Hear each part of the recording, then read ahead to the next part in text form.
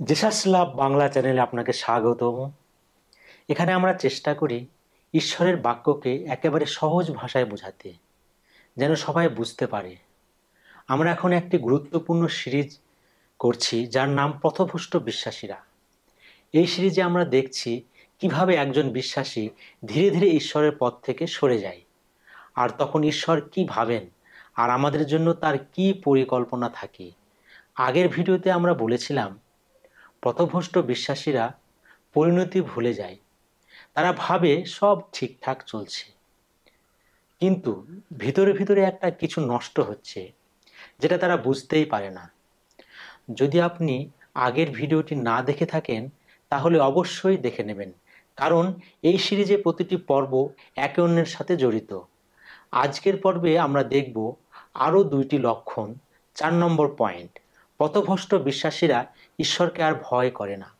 জিরোমিও 2 অধ্যায় 19 পদে লেখা আছে, তোমার দুষ্টতা তোমাকেই শাস্তি দেবে, কারণ তুমি তোমার ঈশ্বর সদাপ্রভুকে পরিত্যাগ করেছ, আর আমার ভয় তোমার মনে নেই। এই কথা সদাপ্রভু বলেন।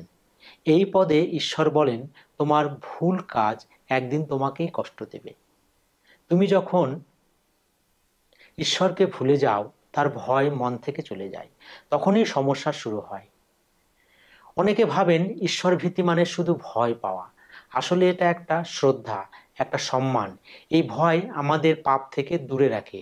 কিন্তু যেই মুহূর্তে কেউ ঈশ্বরকে ভয় করে না, নিজের মতো চলা শুরু করে, ওই সময় থেকেই তার ভিতরকার আত্মিক নিয়মকানুন ভেঙে যায়। সে আর ঠিকভাবে প্রার্থনা করে না, পাপকে পাপ বলে মনে করে না, বরং নিজের ভুলকে সঠিক প্রমাণ করতে চায়। এক সময় সে বুঝতেই পারে না সে নিচে নেমে যাচ্ছে। ঈশ্বর বলেন, তোমার দুষ্টতা তোমাকেই শাস্তি দেবে, মানে তোমার কাজেই তোমার সর্বনাশ করে ফেলবে। শাস্তি দিতে আলাদা করে ঈশ্বরকে কিছু করতে হবে না।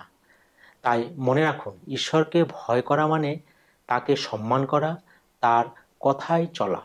এই ভয় আমাদের রক্ষা করে। 5 নম্বর পয়েন্ট, পথভ্রষ্ট বিশ্বাসীরা ধীরে ধীরে ঈশ্বরের প্রতি অবাধ্য হয়ে পড়ে। জেরেমিয়া তার 5 অধ্যায় 6 পদে লেখা আছে, বন থেকে একটি সিংহ এসে তাদের হত্যা করবে, মরুভূমির নেকড়ে তাদের ধ্বংস করবে, কারণ তাদের অপরাধ অনেক আর তারা অনেক দূরে চলে গেছে। এই পদে ঈশ্বর বলছেন, এই মানুষগুলো শুধু ভুল শুরু করছে না, বরং তারা প্রতিদিন একটু একটু করে আরও খারাপ পথে চলে যাচ্ছে। পিছিয়ে পড়া কখনো হঠাৎ করে হয় না। প্রথমে হয় ছোট ছোট আপোস, তারপর প্রার্থনা কমে যায়, তারপর আর বাইবেল পড়া ভালো লাগে না, আর এক সময় ঈশ্বরের কথাই শুনতে চায় না। ধীরে ধীরে এই মানুষটা পাপকেই স্বাভাবিক ভাবতে শুরু করে, তার বিবেক আর কথা বলে না। ঈশ্বরের সতর্কবাণী আর তার কানে যায় না। আর এই কারণে ঈশ্বর বলেন, তোমার সামনে এখন বিপদ আসবে। এই সিংহ, নেকড়ে, চিতা সবই একটা প্রতীক।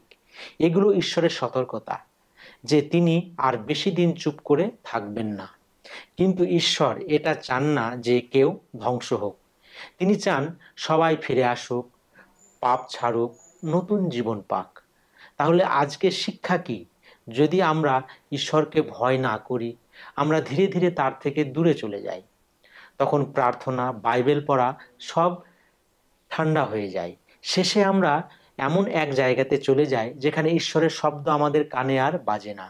কিন্তু ভালো খবর হলো, ঈশ্বর এখনো আমাদের ভালোবাসেন।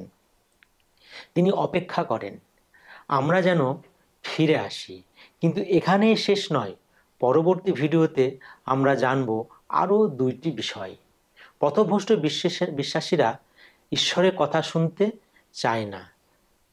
কেউ যদি ফিরতে না চায়, সে চিরকাল পথভ্রষ্ট থেকে যায়। এই গুরুত্বপূর্ণ সত্যগুলি জানতে হবে।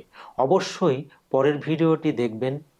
যদি মনে করেন এই ভিডিওটি কারো উপকারে আসবে, তাহলে লাইক করুন, শেয়ার করুন আর চ্যানেলটি সাবস্ক্রাইব করুন। ঈশ্বরের বাক্য যেন আমাদের মন ছুঁয়ে যায় আর আমাদের ঠিক পথে চালায়। পরবর্তী ভিডিওতে দেখা হবে। ততদিন ঈশ্বরের শান্তি, করুণা আপনার সঙ্গে থাকুক। জিসাস লাভ বাংলা চ্যানেলের পক্ষ থেকে আপনাকে অনেক ভালোবাসা জানাই।